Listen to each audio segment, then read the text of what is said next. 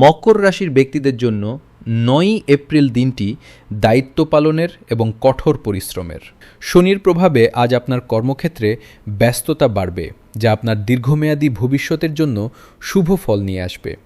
আপনি যদি দীর্ঘ সময় ধরে কোনো জটিল প্রজেক্ট শেষ করার চেষ্টা করছেন, তবে আজ তা সফলভাবে সম্পন্ন হবে। আর্থিক দিক দিয়ে দিনটি স্থিতিশীল থাকলেও অযথা ব্যয় নিয়ন্ত্রণ করা আজ আপনার জন্য জরুরি। জমি বা সম্পত্তি সংক্রান্ত কোনো পুরনো বিবাদ থাকলে তা আজ মিটে যাওয়ার সম্ভাবনা রয়েছে। পারিবারিক জীবনে আপনি গুরুজনদের পূর্ণ সমর্থন পাবেন, যা আপনাকে কাজ করার মানসিক শক্তি দিবে।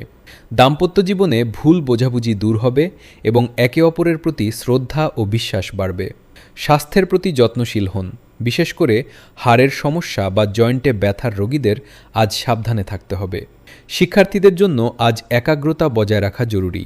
আজ আপনার শুভ রং কালো এবং শুভ সংখ্যা ৮। পরিশ্রমই আজ আপনার সাফল্যের চাবিকাঠি। আধ্যাত্মিক সংযোগ বৃদ্ধি পাবে।